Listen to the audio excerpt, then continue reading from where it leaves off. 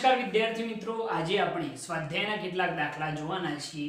સ્વાધ્યાયનો 6.11 અને 6.12 આપણે જોઈ ચૂકેલા છીએ। આજે આપણે સ્વાધ્યાયનો 6.13 જોવાના છીએ। તો એની અંદર શું કહ્યું છે જરા જોજો। 6.13 એની અંદર એમ કહ્યું છે કે 2 મિલીમીટર ત્રિજ્યાનું વરસાદનું એક ટીમ્પું 500 મીટર ઊંચાઈએથી જમીન પર પડે છે। કોઈ એક વરસાદનું ટીમ્પું છે, વરસાદનું ટીમ્પું જેની ત્રિજ્યા આપણને આપેલી છે, કેટલી છે? 2 મિલીમીટર, જેને આપણે મીટરમાં કન્વર્ટ કરીએ તો 2 × 10⁻³ ઘાત શું કહેવાય? મીટર। એટલી ત્રિજ્યાનું એક ટીમ્પું છે જે 500 મીટરની ઊંચાઈએથી નીચે પડે છે।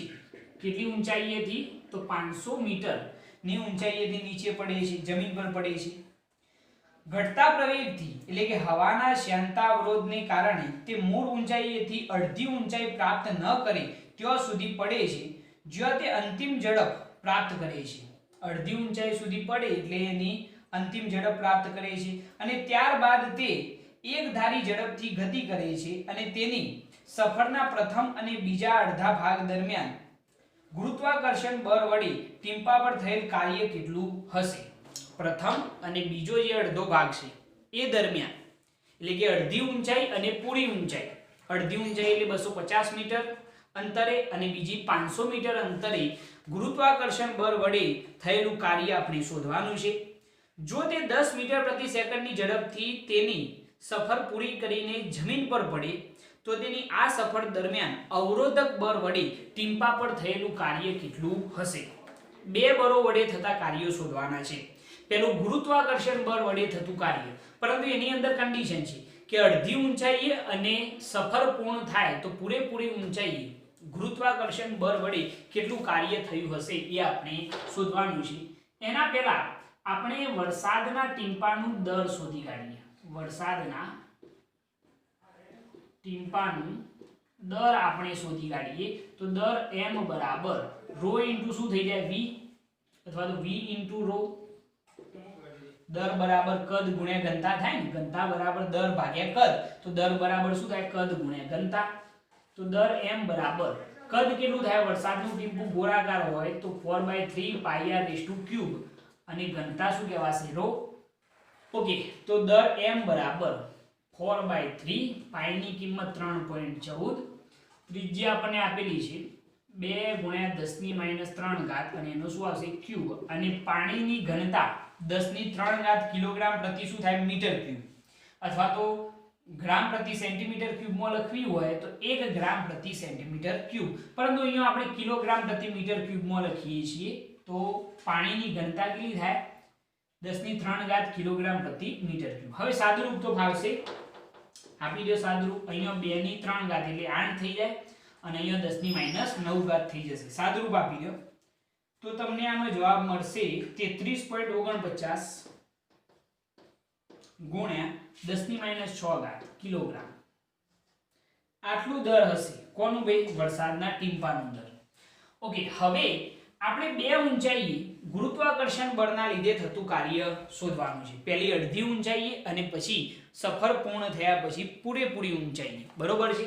તો અહીંયા આગળ આપણે લખીએ કે અડધી ઊંચાઈએ ગુરુત્વાકર્ષણ બળને લીધે, અડધી ઊંચાઈએ ગુરુત્વાકર્ષણ બળને લીધે થતું કાર્ય આપણે અહીંયા શોધવાનું છે। તો અડધી ઊંચાઈએ ગુરુત્વાકર્ષણ બળને લીધે થતું કાર્ય Wg બરાબર, જો આપણે કહેવું હોય તો કેટલું થાય? અડધી ઊંચાઈએ છે ભાઈ, અડધી ઊંચાઈ એટલે h બરાબર 500/2, કેટલી થઈ જાય? 250 મીટર ઊંચાઈએ। ઉપર દેખાય તો છે ને ભૈયા? હા, દેખાય છે, બરોબર। તો અડધી ઊંચાઈએ ગુરુત્વાકર્ષણ બળને લીધે થતું કાર્ય Wg બરાબર શું થઈ જાય? mgh। યાદ છે ને ભાઈ? ગુરુત્વાકર્ષણ બળને લીધે થતું કાર્ય શું થાય? ગુરુત્વાકર્ષણ બળ એટલે શું થાય? mg ઇન્ટુ ઊંચાઈ શું થાય? h। તો Wg બરાબર, ચલો m બરાબર દર કેટલું? 33.49 ગુણ્યા 10⁻⁶ ગ્રેવિટી કેટલી લેવાની છે?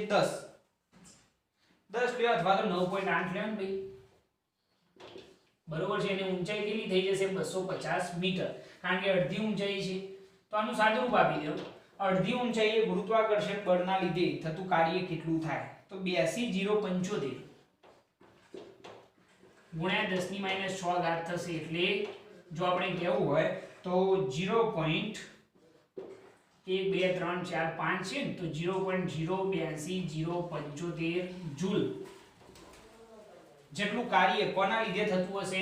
તો ગુરુત્વાકર્ષણ બળના લીધે અડધી ઊંચાઈએ થતું હશે. હવે આપણો ક્વેશ્ચન શું છે કે સંપૂર્ણ મુસાફરી દરમિયાન થતું કાર્ય કેટલું હશે? તો સંપૂર્ણ મુસાફરી દરમિયાન કોના લીધે? તો ગુરુત્વાકર્ષણ બળને લીધે થતું કાર્ય જો આપણે કેવું હોય તો આના કરતો કેવું થઈ જાય? ડબલ થઈ જાય. તો 2 ગુણ્યા શું થઈ જાય? 0.082075 કરો ગુણાકાર, તો આ સંપૂર્ણ મુસાફરી દરમિયાન થતું કાર્ય થઈ જશે, તો લગભગ 0.16415 થશે, એટલા જૂલ થઈ જશે. તો આ સંપૂર્ણ મુસાફરી દરમિયાન થતું કાર્ય થઈ ગયું. બરોબર છે? આ અડધી ઊંચાઈએ થતું કાર્ય અને આ પૂરેપૂરી સંપૂર્ણ મુસાફરી દરમિયાન ગુરુત્વાકર્ષણ બળના લીધે થતું કાર્ય શોધાઈ ગયું છે. હવે બીજો ક્વેશ્ચન શું છે કે અવરોધક બળ વડે ટીમ્પા પર થયેલું કાર્ય કેટલું હશે? હવે અવરોધક બળ વડે કેટલું કાર્ય થયેલું હશે એ જરા જોઈએ. તો એના માટે હું એક સિમ્પલ આઈડિયા યુઝ કરું છું કે કાર્ય ઊર્જા પ્રમેય પરથી કરવું પડતું કાર્ય બધા બળો દ્વારા કરવું પડતું કાર્ય બરાબર શું થાય? ગતિ ઊર્જાનો ફેરફાર ડેલ્ટા કે. યાદ છે ને W બરાબર ડેલ્ટા કે કાર્ય ઊર્જા પ્રમેય. તો બધા બળો વડે થતું કાર્ય પહેલું કોના વડે? ગુરુત્વાકર્ષણ બળના વડે થતું કાર્ય, અને બીજું અવરોધક બળ વડે થતું કાર્ય. બે બળોના લીધે કાર્યો થાય છે. એક ગુરુત્વાકર્ષણ બળને લીધે થતું કાર્ય અને બીજું અવરોધક બળ જે હવાનું અવરોધક બળ છે એના લીધે થતું કાર્ય. એ બધા બળો વડે થતું કાર્ય થઈ ગયું ઇઝ ઇક્વલ ટુ ડેલ્ટા કે અંતિમ ગતિ ઊર્જા માઈનસ પ્રારંભિક ગતિ ઊર્જા. બરોબર? તો અહીંયા આગળ Wg Wr બરાબર kF બરાબર અંતિમ ગતિ ઊર્જા 1/2 mv², કારણ કે પછી v જેટલો વેગ પ્રાપ્ત કરે છે ને 10 મીટર પ્રતિ સેકન્ડ આપેલો છે આપણને. અને પ્રારંભિક ગતિ ઊર્જા કેટલી થાય? 0, કારણ કે પ્રારંભિક સ્થિતિમાં તો કેવો હતો? સ્થિર હતો. ઓકે, તો આપણે અવરોધક બળ વડે થતું કાર્ય શોધવાનું છે. અહીંયા આગળ શું છે? અવરોધક બળ વડે થતું કાર્ય જેને આપણે Wr કહીએ છીએ. તો Wr બરાબર શું થઈ જાય? તો 1/2 mv² માઈનસ શું થઈ જશે? Wg બરાબર ની આ બાજુ ગયા તો માઈનસ થઈ ગયા. તો અવરોધક બળ વડે થતું કાર્ય Wr બરાબર 1/2 m બરાબર દર કેટલું છે? આપણે શોધી કાઢેલું છે ને 33.49 ગુણ્યા 10 ની -6 ઘાત. અને વેગ આપણને આપેલો છે. વેગ કેટલો આપેલો છે જરા ચેક કરજો રકમમાં. વેગ આપણને આપેલો છે કેટલો છે ચેક કરો. 10 મીટર પ્રતિ સેકન્ડ આપેલો છે ને, તો આપણે 10 નો સ્ક્વેર કરવાનો, એટલે 10 ની 2 ઘાત માઈનસ Wg ગુરુત્વાકર્ષણ બળના લીધે થતું કાર્ય. આપણે સંપૂર્ણ મુસાફરી દરમિયાન વિચારીશું કાર્ય. તો 0.16415 ખ્યાલ આવી ગયો? દરેકે દરેક કિંમત એપ્લાય કરવાની. 1/2 પાણીના ટીપાનું દર અહીંયાથી એપ્લાય કર્યું, અને વેગ આપણને રકમો આપેલો છે. કેટલો છે? 10 મીટર પ્રતિ સેકન્ડ, એનો સ્ક્વેર છે તો 10 નો સ્ક્વેર માઈનસ ગુરુત્વાકર્ષણ બળ વડે થતું કાર્ય આપણે શોધી કાઢ્યું છે, એ એપ્લાય કરી દેવાનું. સાદુરૂપ આપી દો એટલે અવરોધક બળ વડે થતું કાર્ય આપણને મળી જશે. સાદુરૂપ આપવાનું, તો આનું સાદુરૂપ આપશો ને 33.49 ભાગ્યા 2, તો એ વખતે તમને જવાબ મળશે 16.75 ગુણ્યા 10 ની -4 મળશે. -0.164 લખીએ તો Wr બરાબર અહીંયા ભાગ્યા છે એટલે કેટલા થઈ જાય? 10 ની -4 કરીએ તો 2 તો છે પોઈન્ટ, એટલે 0.001675 -0.164. બરાબર? તો અવરોધક બળ વડે થતું કાર્ય તમને મળશે -0.1623 જૂલ. તો આ આપણો જવાબ થઈ જાય. આ જે મળ્યું એ કોના લીધે છે? તો અવરોધક બળ વડે work done by reverse force. અવરોધક બળ વડે થતું કાર્ય. જે આપણે શોધી કાઢ્યું છે. ઋણ નિશાની શું દર્શાવે છે ભાઈ કે સમગ્ર ગતિ દરમિયાન અવરોધક બળ વડે થતું જે કાર્ય છે ગતિનો શું કરે છે વિરોધ કરે છે. ઋણ નિશાની શું દર્શાવે કે ગતિનો વિરોધ કરે છે. અવરોધક બળ વડે થતું કાર્ય એ હંમેશા ગતિનો શું કરશે વિરોધ કરશે. ઓકે, તો આ રીતે તમે અવરોધક બળ વડે થતું કાર્ય શોધી શકો છો. બે ક્વેશ્ચન છે. પહેલું ગુરુત્વાકર્ષણ બળ વડે થતું કાર્ય પરંતુ એ અડધી ઊંચાઈએ અને સંપૂર્ણ ઊંચાઈએ, અને પછી અવરોધક બળ વડે થતું કાર્ય. એના માટે બેસ્ટ ઓપ્શન આ છે કાર્ય ઊર્જા પ્રમેય. તમે ઈઝીલી શોધી કાઢશો. ઓકે, એ અવરોધક બળ વડે થતું કાર્ય મળી જશે. ઓકે, નોટ કરી લો આટલી વસ્તુ. આ થઈ ગયો આપણો સ્વાધ્યાયનો 6.13. ઓકે, હવે આપણે જોઈએ સ્વાધ્યાયનો 6.14મો દાખલો. એની અંદર શું કહ્યું છે જરા જોજો, રકમ ચેક કરજો કે વાયુ પાત્રમાં એક અણુ સમક્ષિતિજ દિવાલને 200 મીટર પ્રતિ સેકન્ડની ઝડપથી લંબ સાથે 30 ડિગ્રીના ખૂણે અથડાય છે અને તે જ ઝડપથી પાછો ફેંકાય છે. આ અથડામણમાં વેગમાનનું સંરક્ષણ થાય છે. અથડામણ સ્થિતિસ્થાપક છે કે પછી અસ્થિતિસ્થાપક એ આપણે દર્શાવવાનું છે. તો અહીંયા આગળ એક અણુ છે એ દિવાલ સાથે અથડાય છે. વાયુ પાત્રની જે દિવાલ છે એની સાથે અથડાય છે એવું વિચારવાનું. તો સમજી લો કે અહીંયા આગળ આપણે એક દિવાલ વિચારી લઈએ. આ એક દિવાલ, એની સાથે એક અણુ જે છે એ લંબ સાથે 30 ડિગ્રીના ખૂણે અથડાય છે. અહીંયા આગળ એક લંબ દોરી દઈએ. આ દિવાલને દોરેલો શું છે લંબ. એ લંબ સાથે જે અણુ છે જેનું દર આપણે કહી દઈએ n, એ અણુ 30 ડિગ્રીના ખૂણે અથડાય છે. અને કેટલી ઝડપથી અથડાય છે તો એની પ્રારંભિક ઝડપ કેટલી છે 200 મીટર પ્રતિ સેકન્ડ. અને એ જ ઝડપથી પાછો ફેંકાય છે. એટલે આ પાછો ફેંકાય છે એ જ ઝડપથી, એટલે અંતિમ વેગ પણ કેટલો હશે 200 મીટર પ્રતિ સેકન્ડ. અને અહીંયા આગળ બનતો ખૂણો પણ કેટલો હશે 30 ડિગ્રી.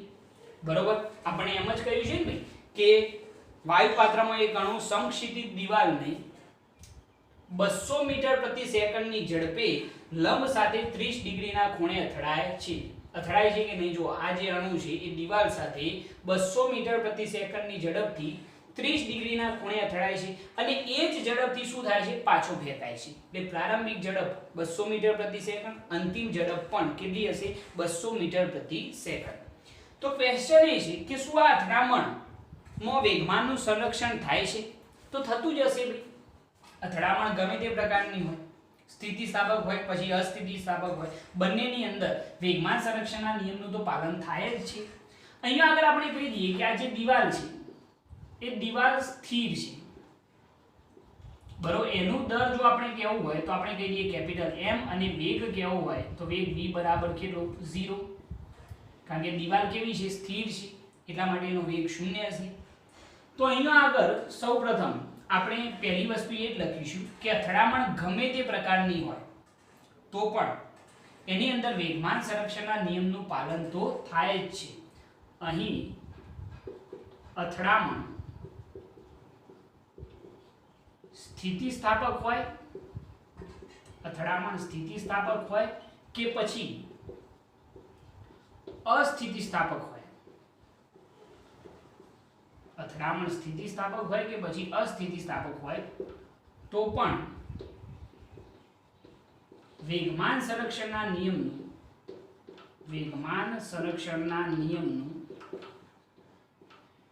પાલન થતું જ હોય છે. બરાબર, પહેલું આ સ્ટેટમેન્ટ સૌથી અગત્યનું કે ભાઈ અથડામણ જે છે એ સ્થિતિસ્થાપક હોય કે પછી અસ્થિતિસ્થાપક હોય તો પણ વેગમાન સંરક્ષણના નિયમનું તો પાલન થતું જ હોય છે. એટલે પ્રારંભિક વેગમાન જેટલું હોય એટલું ને એટલું વેગમાન અંતિમ પણ હશે. ઓકે, એટલે વેગમાન સંરક્ષણના નિયમનું તો પાલન થાય જ છે. હવે આપણે ચેક કરીએ કે આ અથડામણ સ્થિતિસ્થાપક છે કે પછી અસ્થિતિસ્થાપક. જો અથડામણ સ્થિતિસ્થાપક હોય તો ગતિ ઊર્જાનું પણ સંરક્ષણ થતું હશે, અને જો અસ્થિતિસ્થાપક હશે તો ગતિ ઊર્જાનું સંરક્ષણ થતું હશે નહીં. બરોબર, તો પ્રારંભિક ગતિ ઊર્જા આપણે અહીંયા શોધીએ અહીંયા કે પ્રારંભિક ગતિ ઊર્જા જો આપણે શોધીએ તો પ્રારંભિક ગતિ ઊર્જા ki બરાબર 1/2 m * vi². પ્રારંભિક ગતિ ઊર્જા એ જ થશે. બરોબર. અહીંયા આપણે પ્રારંભિક ગતિ ઊર્જા બંનેની શોધીશું. પ્રારંભિક ગતિ ઊર્જા જે કણ છે એ કણ પ્લસ દિવાલ બંનેની પ્રારંભિક ગતિ ઊર્જા શોધવી પડશે ને, બરોબર. પ્રારંભિક ગતિ ઊર્જા જે છે કણ અને દિવાલ બંનેની શોધવી પડશે, એટલે કે અણુ કહી દઈએ અથવા તો કણ કહી દઈએ. જે અણુ ગતિ કરે છે એની પ્રારંભિક ગતિ ઊર્જા અને દિવાલની ગતિ ઊર્જા, બરોબર. તો પ્રારંભિક ગતિ ઊર્જા જો આપણે કહેવી હોય તો ki બરાબર, ચલો અણુની ગતિ ઊર્જા કેટલી થાય 1/2 m * vi નો સ્ક્વેર પ્લસ દિવાલની ગતિ ઊર્જા 1/2 કેપિટલ M * v સ્ક્વેર. આપણને ખબર છે કે અણુ જે છે સ્થિર છે એટલા માટે એનો વેગ કેટલો હશે 0. એટલે દિવાલ જે છે કેવી છે સ્થિર છે એટલા માટે એનો વેગ કેટલો થઈ જાય 0 થઈ જાય. તો આ જે દિવાલની ગતિ ઊર્જા છે એ તો કેટલી થઈ જવાની 0 થઈ જવાની. તો પ્રારંભિક ગતિ ઊર્જા ki બરાબર કેટલી આવશે 1/2 m * vi નો સ્ક્વેર. તો ki બરાબર 1/2 અણુનું દર આપણને આપેલું નથી એટલે એમ જ લખીશું, બરોબર. અને vi પ્રારંભિક વેગ કેટલો છે 200, તો 200 નો સ્ક્વેર એટલે 200 * 200, બરોબર. તો અહીંયા આગળ થઈ જશે તમારી 100 * 200 થઈ જાય અહીંયા, બરોબર. તો ગતિ ઊર્જા ki બરાબર 2 * 10 ની કેટલી ઘાત થઈ જાય 4 ઘાત, બરોબર. આટલી ગતિ ઊર્જા થશે આટલા જૂલ, બરોબર. સાથે સાથે એમ ખરો કે 2 * 10 ની 4 ઘાત * m જૂલ જેટલી ગતિ ઊર્જા હશે, જે આપણી શું છે પ્રારંભિક ગતિ ઊર્જા 2 * 10 ની 4 ઘાત m, બરોબર. આને કૌંસ કરીને લખો એટલે ખ્યાલ આવે. 2 * 10 ની 4 ઘાત m જૂલ જેટલી ઊર્જા હશે એવું આપણે કહી શકીએ છીએ. ઓકે. હવે આપણે અંતિમ ગતિ ઊર્જા શોધીએ અથડામણ પછી. અંતિમ ગતિ ઊર્જા કોની અણુ પ્લસ દિવાલ બંનેની. દિવાલની તો 0 જ આવશે કારણ કે દિવાલ સ્થિર છે. તો kF બરાબર 1/2 m * vf નો square plus 1/2 m * v square. m જે છે દિવાલનું દર, વેગ જે છે દિવાલનો વેગ એ સ્થિર છે એટલા માટે કેટલી આવશે 0. એટલે આ તો ગતિ ઊર્જા કેટલી થઈ ગઈ 0. તો kF બરાબર 1/2 mvf નો સ્ક્વેર. તો અંતિમ ગતિ ઊર્જા kF બરાબર 1/2 m ના m vf અંતિમ વેગ કેટલો 200, એટલે 200 નો સ્ક્વેર કરવાનો છે તો 200 * 200 એટલે 100 * 200. તો અંતિમ ગતિ ઊર્જા પણ કેટલી થઈ જશે 2 * 10 ની 4 ઘાત m જૂલ જેટલી ઊર્જા થશે.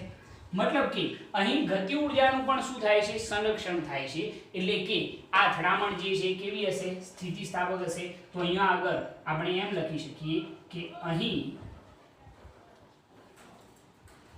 વેગમાન સંરક્ષણના નિયમ અને ગતિ ઊર્જા સંરક્ષણના નિયમ નું પાલન થાય છે અથવા તો નિયમનું સંરક્ષણ થાય છે. વેગમાન સંરક્ષણના નિયમનું અને ગતિ ઊર્જા સંરક્ષણના નિયમનું પાલન થાય છે એમ લખીએ, પાલન થાય છે. તેથી અથડામણ કેવી હશે સ્થિતિસ્થાપક હશે. અથડામણ કેવી હશે સ્થિતિસ્થાપક, બરોબર છે. કારણ કે ખ્યાલ આવે છે ને તમને કે અહીંયા આગળ ki બરાબર શું છે kF, કે પ્રારંભિક જેટલી ગતિ ઊર્જા છે એટલી શું આવે છે અંતિમ ગતિ ઊર્જા. અને વેગમાન સંરક્ષણના નિયમનું તો પાલન થાય જ છે. મતલબ કે અહીં વેગમાન સંરક્ષણના નિયમ અને ગતિ ઊર્જાના સંરક્ષણના નિયમ બંનેનું પાલન થાય છે. તેથી જે અથડામણ છે એ કેવી હશે સ્થિતિસ્થાપક હશે એવું આપણે કહી શકીએ છીએ. ખ્યાલ આવી ગયો આની અંદર, બરોબર. ઓકે, નોટ કરી લો આટલી વસ્તુ. 6.14 છે આ. ઓકે, હવે આપણે જોઈએ સ્વાધ્યાયનો 6.15. એની અંદર શું કહ્યું છે જરા જુઓ.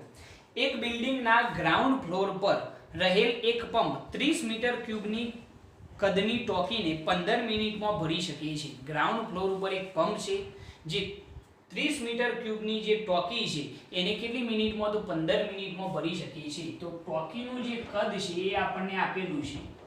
ટાંકીનું કદ V બરાબર કેટલું છે 30 મીટર ક્યુબ.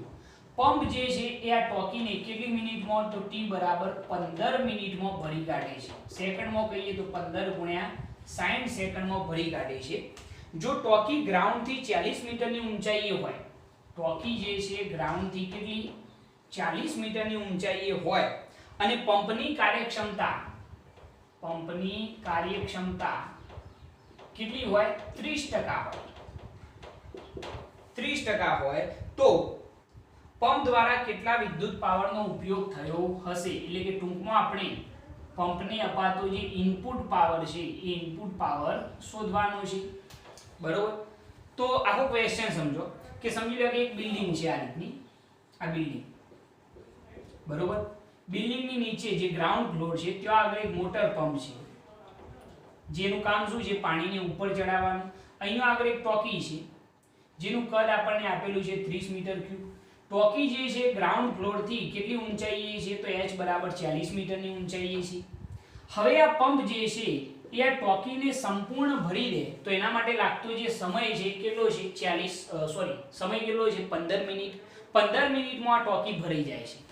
તો પંપને અપાતો જે ઇનપુટ પાવર છે એ આપણે શોધવાનો છે. કઈ રીતે શોધીશું?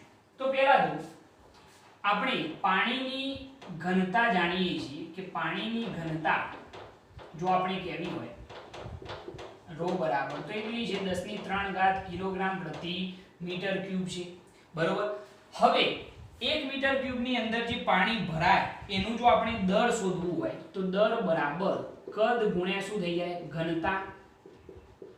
હવે જરા જુઓ, દર બરાબર કદ ગુણ્યા ઘનતા એ શું છે ભાઈ, કે પાણીની જે આ ટોકી છે એ ટોકીની અંદર જ્યારે પાણી ભરાય તો એ પાણીનું ટોટલ દર કેટલું થશે એ આ વસ્તુ બતાવશે. બરોબર?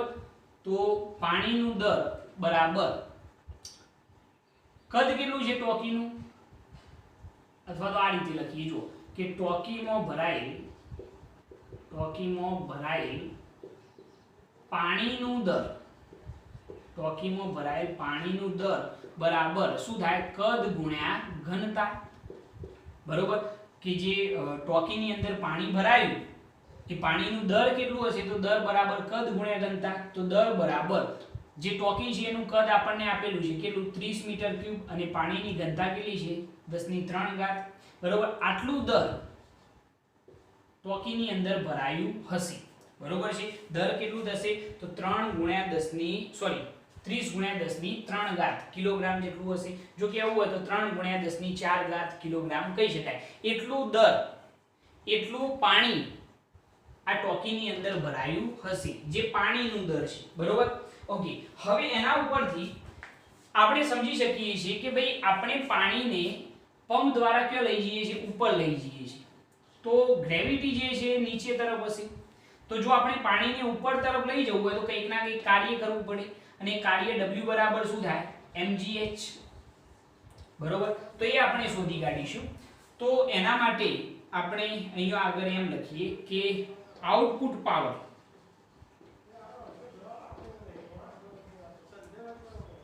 પાણીને ઉપર લઈ જવા માટેનો જે આઉટપુટ પાવર છે એ પાવર P બરાબર W બાય શું થાય, T. જાણીએ છીએ ને આ સૂત્ર તો, P બરાબર શું થાય, W બાય T, જે આપણું શું છે, આઉટપુટ પાવર છે. હવે જરા જો W જે છે એ શું છે, તો પાણીને ઉપર લઈ જવા માટે કરવું પડતું કાર્ય છે, કરવું પડતું કાર્ય. બરોબર? તો એ આપણે જાણીએ છીએ કે કરવું પડતું જે કાર્ય છે એ કેટલું થશે, તો આઉટપુટ પાવર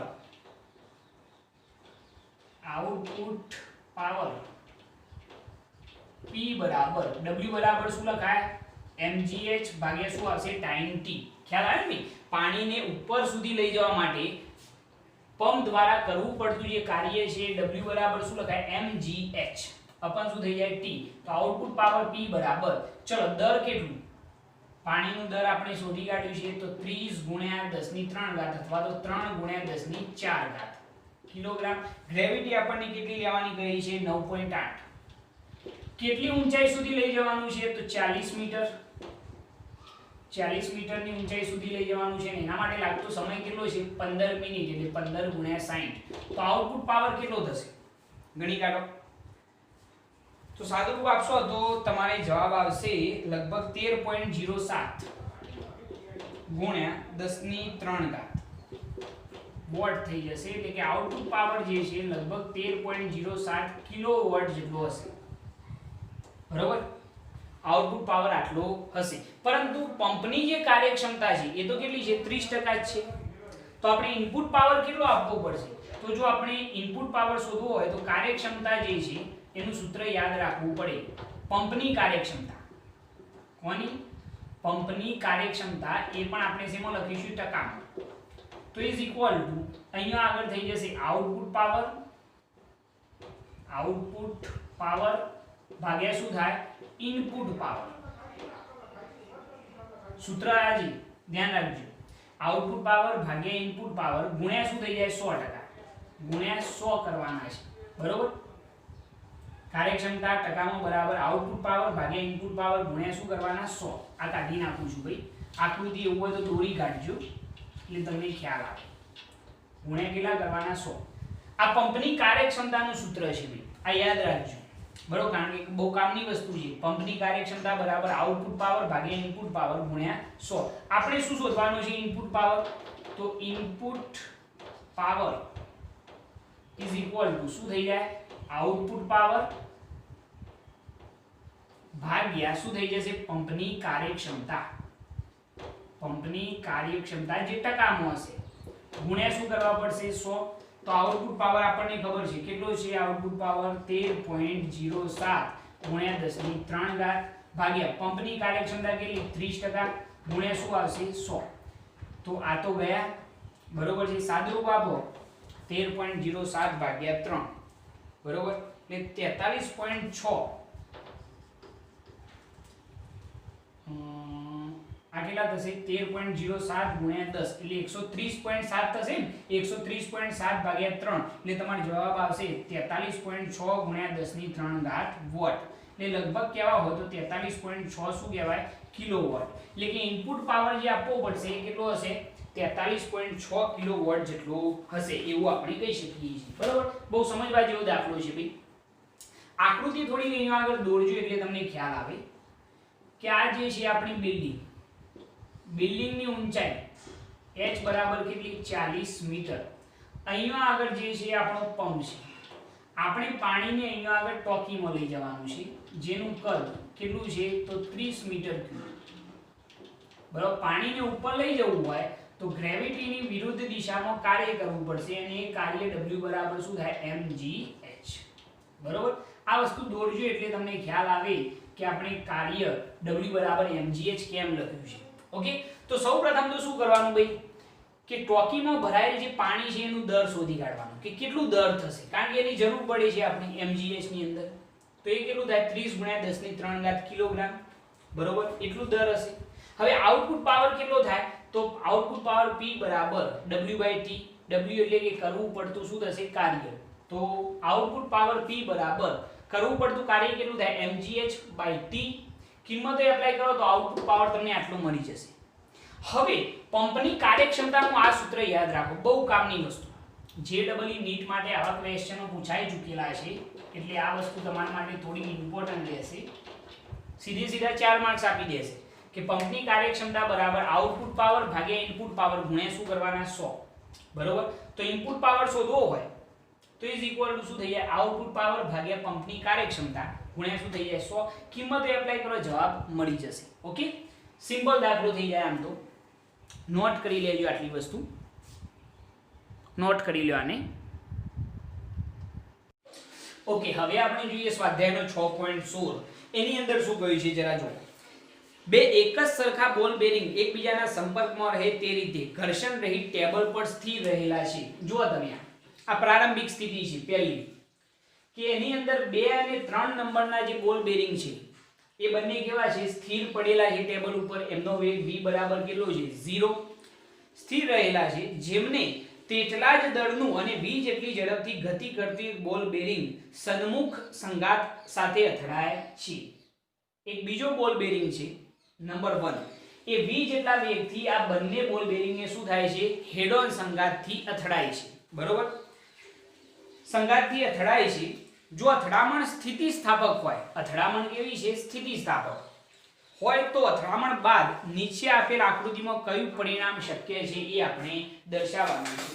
જરા જોજો કે જો અથડામણ સ્થિતિસ્થાપક હોય તો અહીંયા ત્રણ કિસ્સા આપેલા છે, 1 2 અને 3. તો ત્રણમાંથી કયો કિસ્સો સાચો રહેશે એ આપણે દર્શાવવાનું છે. તો તમને યાદ છે કે જો સન્મુખ સંઘાત હોય તો એની અંદર જો અથડામણ સ્થિતિસ્થાપક હોય, જો અથડામણ સ્થિતિસ્થાપક હોય તો પ્રારંભિક ગતિ ઊર્જા બરાબર અંતિમ ગતિ ઊર્જા થવી જોઈએ. જો અથડામણ સ્થિતિસ્થાપક હોય તો પ્રારંભિક જેટલી ગતિ ઊર્જા હોય એટલી જ ગતિ ઊર્જા અંતિમ સ્થિતિમાં પણ હોવી જોઈએ, કારણ કે રેખીય વેગમાનનું તો સંરક્ષણ થવાનું જ છે. પરંતુ જો અથડામણ સ્થિતિસ્થાપક હોય તો પ્રારંભિક જેટલી ગતિ ઊર્જા હોય એટલી અંતિમ સ્થિતિમાં પણ હોવી જોઈએ. આપણે ચેક કરીશું કે આ ત્રણ કિસ્સામાંથી કયા કિસ્સાની ગતિ ઊર્જા પ્રારંભિક સ્થિતિમાં મેચ થાય છે એ વસ્તુ આપણે જોઈશું. તો ચલો પહેલા આપણે પ્રારંભિક ગતિ ઊર્જા શોધી કાઢીએ. તો પ્રારંભિક ગતિ ઊર્જા જો આપણે શોધીએ, જેને આપણે નામ આપીએ KI બરાબર, ચલો અહીંયા આગળ પ્રારંભિક સ્થિતિ આ છે. તો ચલો આની અંદર પહેલો પદાર્થ જે છે એ v જેટલા વેગથી ગતિ કરે છે એટલે એની ગતિ ઊર્જા 1/2 mv² પ્લસ બીજો પદાર્થ કેવો છે, સ્થિર, એટલે એની ગતિ ઊર્જા 0. ત્રીજો પદાર્થ પણ સ્થિર છે એટલે એની પણ ગતિ ઊર્જા 0. એટલે કે પ્રારંભિક ગતિ ઊર્જા KI બરાબર કેટલી થશે, 1/2 mv². બરોબર, આટલી પ્રારંભિક ગતિ ઊર્જા છે.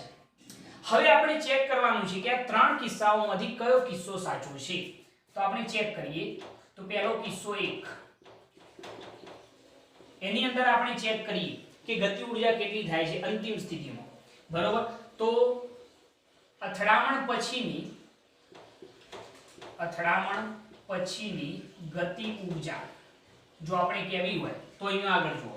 અથડાયા પછી આ અથડામણ પછીના ત્રણ કિસ્સા બતાવેલા છે. તો પહેલા કિસ્સાની અંદર આપણે ચેક કરીએ તો અથડામણ પછીની ગતિ ઊર્જા, આને નામ આપીએ K1F. શું નામ આપીએ, K1F. ચલો આની ગતિ ઊર્જા કેટલી થાય, તો સાહેબ વેગ 0 છે એટલા માટે એની ગતિ ઊર્જા 0. હવે આ બીજા પદાર્થની ગતિ ઊર્જા કેટલી થાય જરા જો, એનો વેગ કેટલો છે v/2, તો એની ગતિ ઊર્જા 1/2 m v/2 નો શું આવશે, સ્ક્વેર. 1/2 mv² જ છે આ, પરંતુ અહીંયા આગળ વેગ કેટલો છે v/2, તો 1/2 m વેગ કેટલો v/2 નો સ્ક્વેર. ત્રીજા પદાર્થનો પણ વેગ v/2 છે એટલા માટે 1/2 m v/2 નો શું આવશે, સ્ક્વેર. ત્રણેયનું દર તો સમાન છે. ખ્યાલ આવ્યો આની અંદર. આ અથડામણ પછીનો પહેલો કિસ્સો, આની ગતિ ઊર્જા 0, બીજાની કેટલી 1/2 m v/2 નો સ્ક્વેર વત્તા ત્રીજાની કેટલી 1/2 m v/2 નો સ્ક્વેર. ઓકે, તો જો K1F આપણે મેળવીએ તો શું થશે, આ તો 0 છે. ચલો આ બંનેમાંથી આપણે સીધું તમારી રીતે તમે સાદુરૂપ આપી શકો. હું આ બંનેમાંથી કોમન લઈ લઉં તો 1/2 m v/2 નો સ્ક્વેર કોમન લઈ લઈએ. તો ચલો અહીંયા આગળ શું વધે, તો 1 પ્લસ અહીંયા પણ શું વધ્યું, 1 કોમન નીકળી ગયા ને. તો K1F = 1/2, ચલો અહીંયા આગળ શું થાય, v નો સ્ક્વેર 1/2 m v નો સ્ક્વેર અને 2 નો વર્ગ શું થઈ જાય 4 ગુણ્યા 1 + 1 કેટલા થઈ ગયો 2, તો 2 કેન્સલ. તો K1F બરાબર તમને જવાબ મળી જશે 1/4 mv². શું ભાઈ આ કિસ્સો સાચો હશે, નહીં હોય, કારણ કે સ્થિતિસ્થાપક અથડામણ છે તો પ્રારંભિક ગતિ ઊર્જા બરાબર અંતિમ ગતિ ઊર્જા થવી જોઈએ. આ 1/2 mv² છે અને આ 1/4 mv² છે, એટલે આ કિસ્સો સાચો હોઈ શકે નહીં. બરોબર, તો કયો કિસ્સો સાચો હશે, બીજાની અંદર ચેક કરીએ. તો કિસ્સો 2, ચલો બીજા કિસ્સાની અંદર આ ચેક કરીએ. તો આની અંદર શું થાય, તો એને આપણે નામ આપીએ અંતિમ ગતિ ઊર્જા K2F.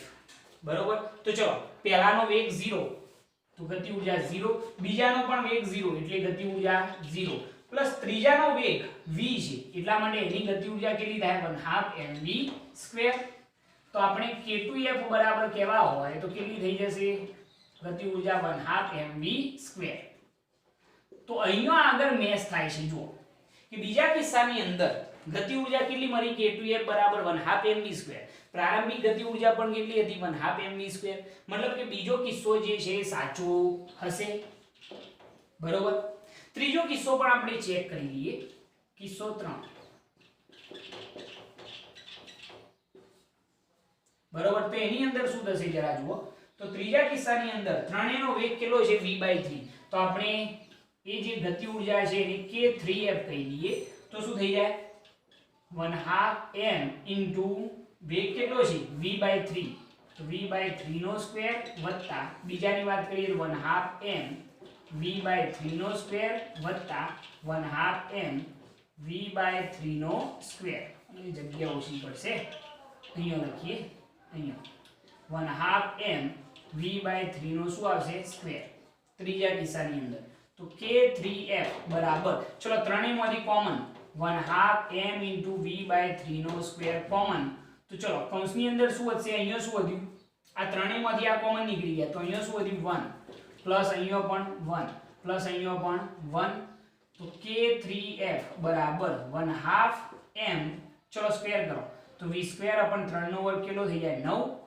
ગુણ્યા 1 + 1 + 1 કેટલા થઈ ગયો 3 3 તરી 9 તો k3f બરાબર કેટલા થઈ જાય 3 દુ 6 એટલે 1/6 into શું થઈ જાય mv2 તો આની અંદર તો જો પ્રારંભિક ગતિ ઊર્જા 1/2 mv2 હતી અહીંયા 1/6 mv2 મતલબ કે આ પણ સાચું હશે નહીં તો કયો કિસ્સો સાચો હશે તો કિસ્સો 2 સંઘાત સ્થિતિસ્થાપક હોવાથી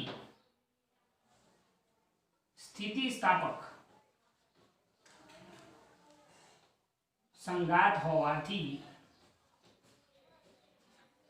ki બરાબર કયો કિસ્સો સાચો છે તો k2f બરોબર તો બીજો જે કિસ્સો છે એ સાચો રહેશે બાકીનો પહેલો અને ત્રીજો કિસ્સો કેવો રહેશે ખોટો રહેશે કારણ કે એની અંદર પ્રારંભિક જેટલી ગતિ ઊર્જા છે એટલી ગતિ ઊર્જા મળતી નથી એટલે બીજો કિસ્સો કેવો રહેશે સાચો રહેશે ખ્યાલ આવી ગયો આની અંદર એ વસ્તુ યાદ રાખજો કે જો સંઘાત સ્થિતિસ્થાપક હોય તો વેગમાન સંરક્ષણના નિયમનું તો પાલન થાય જ પરંતુ ગતિ ઊર્જાનું પણ સંરક્ષણ થવું જોઈએ તો આપણે ચેક કરવાનું કે કયા કિસ્સાની અંદર ગતિ ઊર્જાનું પણ સંરક્ષણ થાય છે પ્રારંભિક જેટલી ગતિ ઊર્જા હોય એટલી ગતિ ઊર્જા ત્રણ કિસ્સાઓમાંથી સેમો થાય છે તો સાહેબ બીજા કિસ્સામાં જે આપણે ચેક કર્યું સિમ્પલ ઉદાહરણ છે બરોબર ચેક કરી લો આ સ્વાધ્યાયનો 6.16 નોટ કરી લેજો આને બહુ સરસ દાખલો છે પૂછાવાની પણ શક્યતા રહેલી છે ઓકે હવે આપણે જોઈએ સ્વાધ્યાયનો 6.17 એની અંદર શું કહ્યું છે જરા જોઈએ એમસીક્યુ ટાઈપ દાખલો છે આ કે એક લોલકના ગોળા એને લંબ સાથે 30 ડિગ્રીના ખૂણેથી છોડતો આકૃતિમાં દર્શાવ્યા મુજબ તે એટલા જ દળના ટેબલ પર સ્થિર રહેલા દડા B સાથે અથડાય છે અથડામણ બાદ ગોળો A કેટલે ઊંચે સુધી જશે ગોળાઓના કદને અવગણો અને અથડામણ સ્થિતિસ્થાપક છે તેમ માનો આપણે શું કરવાનું છે લોલકનો એક ગોળો છે આ જે ગોળો છે એ લંબ સાથે 30 ડિગ્રીના ખૂણે અહીંયા આગળ સપોઝ આપણે પકડી રાખ્યું છે બરોબર હવે અહીંયાથી જો આપણે એને છોડી દઈએ તો એની અથડામણ કોની સાથે થશે B સાથે તો આ A ગોળો કેટલો ઉપર ચડશે આપણે કહેવાનું છે તો જ્યારે A ગોળાને છોડવામાં આવે તો B ગોળો જે છે એની સાથે અથડામણ થશે તો A ગોળો જે છે બિલકુલ ઉપર ચડશે નહીં પરંતુ શું થશે B ગોળાની જગ્યાએ A ગોળો આવી જશે અને A ગોળાના વેગ જેટલા જ વેગથી B ગોળો શું કરે છે ગતિ કરે છે મતલબ કે A ગોળો જે છે એ ગતિ કરશે નહીં એ તો અહીંયા આગળ આવીને ઊભો થઈ જશે ખ્યાલ આવ્યો આની અંદર મેં નીચે લખેલું છે કે જ્યારે અથડામણ થાય ત્યારે A ગોળાનું બધું વેગમાન ટેબલ પર પડેલા B ગોળાને મળે છે આનું જેટલું વેગમાન હોય એ કોને મળશે B ગોળાને મળશે તેથી A ગોળો અથડામણ પછી બિલકુલ ઊંચે જશે નહીં અહીં સ્ટોપ થઈ જશે બરોબર અથડામણ સ્થિતિસ્થાપક હોવાથી B ગોળાના સ્થાને A ગોળો અને A ગોળાના વેગ જેટલા જ વેગથી B ગોળો ગતિ કરે છે એટલે કે સ્થિતિ આવી થઈ જશે જુઓ કે A ગોળો જે છે એ અહીંયા આવી જશે બરોબર છે અને B ગોળો જે છે એ અહીંયા આગળ ગતિ કરવા લાગશે જેટલો આનો વેગ હોય એટલા જ વેગથી પરંતુ A ગોળો બિલકુલ ઉપર ચડશે નહીં એવું આપણે કહી શકીએ છીએ સ્વાધ્યાયનો 6.17 છે સિમ્પલ દાખલો નોટ કરી લેવાને એમસીક્યુમાં પૂછાઈ શકે એવો છે.